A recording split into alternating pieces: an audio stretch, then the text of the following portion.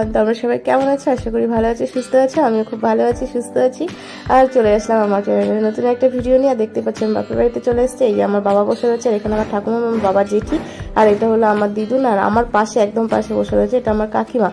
তা সবাই মিলে বসে কাটাকুটি করছে, আর আমি ওখানে বসেছি মাছ ভাজতে। তারপরে চলে গেছি স্নান করতে। স্নান করে এসে উনুনটাকে একটুখানি ধূপকাঠি দিয়েছি, দেখতে পাচ্ছ ওখানে রাখা আছে, আর একটু সিঁদুর দিয়ে উনুনটা জ্বালিয়ে নিয়েছি। আর এই যে দেখতে পাচ্ছ এখানে আমি জাল দিচ্ছি, আর এখানে আমি টমেটো, পেঁয়াজ আর হচ্ছে কিছু চারমগজ, কিছু বাদাম একসাথে আমি ভেজে নিচ্ছি। আর তোমার ভেজে নিয়ে আমি এখন এখানে করবোটা কি সেটাই তোমাদের আজকে দেখাবো।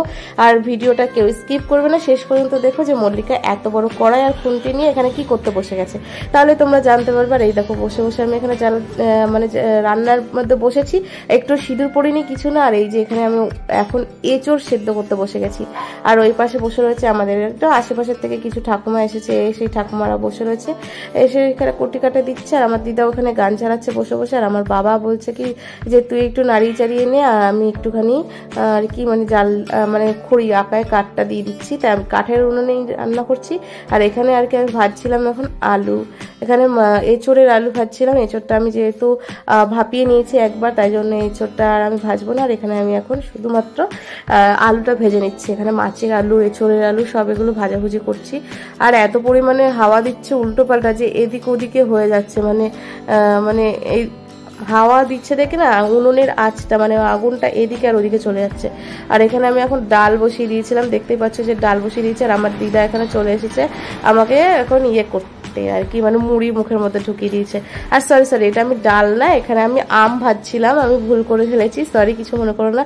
ওটা আমি আমের চাটনি করব বলে আমটাকে আমি সাতলে নিচ্ছিলাম, আর চাটনিটা হয়ে গেছে, তাই এখন আমি নামাচ্ছি আমের চাটনিটা বসে বসে। আর এর মধ্যে আমার দিদা বললো যে কিছু খাসনি, তাই জন্য আমার দিদা আমার মুখের মধ্যেও আর তোমাদের দাদার মুখের মধ্যেও একটু মুড়ি এক মুঠ করে মুড়ি ঢুকিয়ে দিয়ে গেছে। তাই মুড়িটা খেতে খেতে আর চাটনিটা তুলছি। আর এর মধ্যে আমি চলে গেছিলাম একটু সিঁদুরও করতে, সিঁদুরও পরে চলে এসেছি, কারণ আমি খালি সিঁথিতেই রান্নাবান্না করছিলাম, তাই জন্য দিদা বললো আগে সিঁদুরটা ছুঁয়ে। তারপর আমি কড়াইটা ভালো করে দেখো ধুয়ে নিলাম, ধুয়ে নিয়ে ডাবু দিয়ে আমি জলটা ফেলে দিলাম, দিয়ে এর মধ্যে এখন বসাবো এঁচোড়।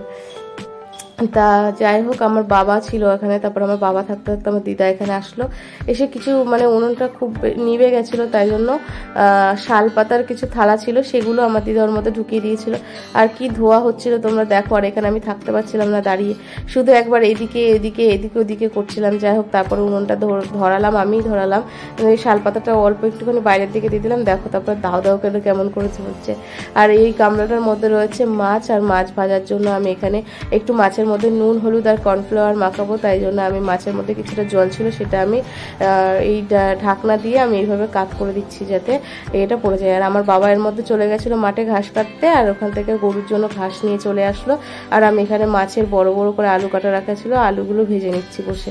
আর এত পরিমাণে রোদের তাপ ছিল, আমার মুখটার অবস্থা দেখে তোমরা বুঝতেই পারবে যে আমার চেহারাটা কীরকম 12টা বেজে গেছিলো।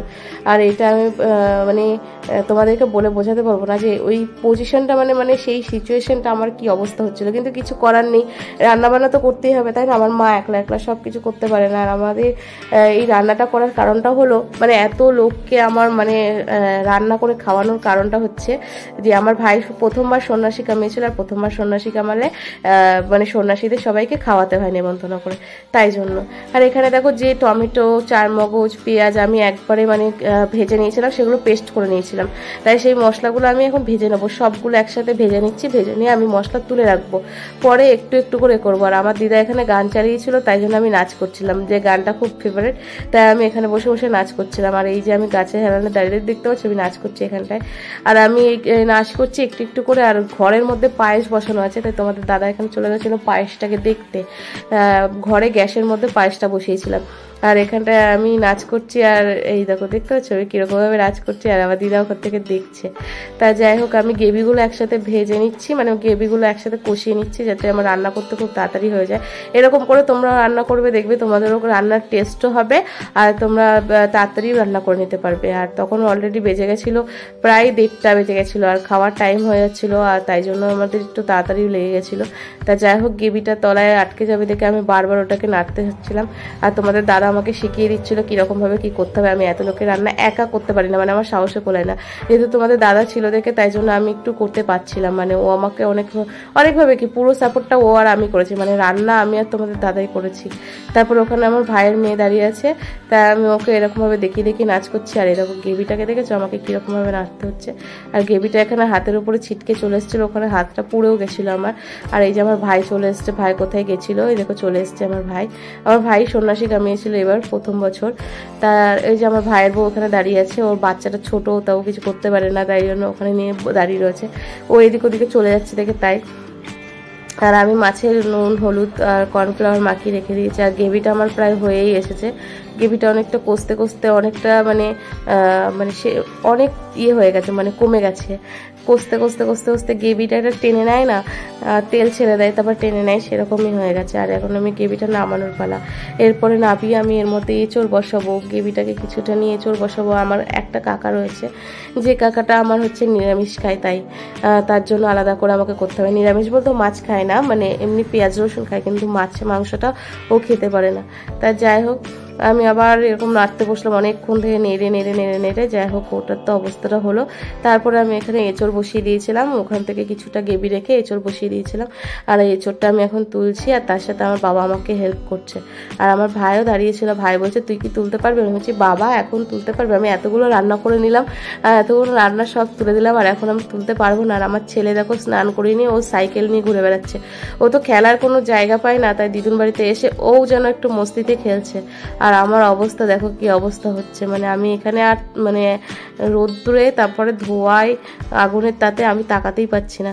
তা বাবাকে বললাম দাও খুন্তিটা দাও, আমি খুন্তি দিয়ে এবারটা তুলি। এগুলো এই লাস্টেরটুকু আর উঠে আসছে না, তাই জন্য আমি খুন্তি দিয়ে তুলতে গেলাম, দিয়ে এইভাবে আমি খুন্তি দিয়ে তুলে নিলাম। তা যাই হোক, আমি এবার এঁচড়টা বসিয়ে দিচ্ছি। এরপরে এঁচড়ের পরে আমি এখানে মুসুরির ডাল করেছিল, মা একটু টক ডাল করবে বলেছিল, সেই ডালটা বসিয়ে দেবো। ডালটার পরে তারপরে আমি সবার লাস্টে করব মাছের ঝোল। তা এই যে এঁচড়টা দেখো আমি নামিয়ে নিলাম এরকমভাবে। কড়াইটা এবার ভালো করে ধুয়ে নেব, পরিষ্কার করে নেব। আর এঁচড়টা অনেকক্ষণ তুলতে লাগলো আমার। তাই এই যে দেখো আমার এখানে ডালটাও হয়ে গেছে, ডালটাও আমি করে নিয়েছি। ডালটা আর কি দেখো, ডালটা হয়ে যাওয়ার পরে আমি কড়াইয়ে জল দিয়ে দিয়েছি। তারপরে এখানে এক এক করে মাছ ছেড়ে দিচ্ছি। আর প্রথমবার মাছ ছাড়তে এসেছিলাম, আমার বাবা বসেছিল খুন্তি নিয়ে। মাছ ছাড়ার সাথে সাথে আমার বাবা কি করেছিল, খুন্তিটা রেখে দিচ্ছিল, তাই এখানে শুধু দুটো মাছ ভেঙে গেছে। দেখো খুন্তিটা চালিয়ে দিয়েছে। আমি বললো খুন্তি দিও না এখন, আমি আবার বারণ করছি বাবা খুন্তি দিও না এখন। তা যাই হোক, খুন্তিটা দেওয়াতে মাছটা দুটো ভেঙে গেছিলো। পরের মাছগুলো বেশ ভালোই উঠেছিল, পরের মাছগুলো কোনো অসুবিধা হয়নি, দুখানা মাছ ভেঙে গেছিলো ওটার। তা যাই হোক, ওই যে ওখানে আমার মা দাঁড়িয়ে রয়েছে, যেটা আমার মা ঘরের মধ্যে একটা নিরামিষ তরকারি করছিল আমার কাকার জন্য, যদি আমার কাকা না খায় তার জন্য। আর দেখো মাছগুলো কি সুন্দর লাল লাল করে ভেজে নিয়েছে। কর্নফ্লাওয়ার দিলে পরে জোরে দিতে হয়। আর একটা গান চলছিল, আমার দিদা ওখানে বসে বসে গান চালাচ্ছিল, তাই আমি নাচ করতে করতেই সব কাজগুলো কমপ্লিট করে নিয়েছি, আমার কোনো অসুবিধা হয়নি। তা যাই হোক, মাছগুলো নামিয়ে নিয়ে আমি ঘর দোরগুলো ভালো করে গুছিয়ে নেবো। সবাই যখন খেতে আসবে তুমি দেখতে পাবে, সেই ভিডিওটা আমার এখানে ছাড়া আছে। ওই যে প্রেশার কুকারের মধ্যে ডাল ছিল, ওই ডালটা আমার হয়ে গেছে অলরেডি, তো তোমাদেরকে শ্যুট করে দেখাতে পারিনি ডালটা। বাপের বাড়িতে এসে আমাকে কিন্তু বসে খেতে হয় না, আমার মা ডেকেছিল আমাকে এই জন্য। মানে আমি নীল পুজোর থেকে আমার শরীরের উপরে খুব চাপ যাচ্ছে, যে চাপটা এখন আমি বুঝতে পারছি, কিন্তু কি করব, মাকে তো আর বলতে পারবো না যে আমার কষ্ট হয়েছে বা কিছু, তাহলে মা কষ্ট পাবে। কারণ আমার মায়েরও কষ্ট হয়। আমরা যখন ছোট ছিলাম তখন তো বুঝতেই পারতাম যে মা কতটা কষ্ট করতো, কিন্তু তখন আমরা কোনো কাজ করতাম না, তখন অতটা বেশি বুঝতামও না যে মায়ের কষ্ট হচ্ছে বা ভালো তো মন্দ, ভাবতাম মা তো সব করে নেবে। কিন্তু এখন বড় হয়ে বুঝতে পারি যে মারও একসময় খুব কষ্ট হয়েছে, তাই না।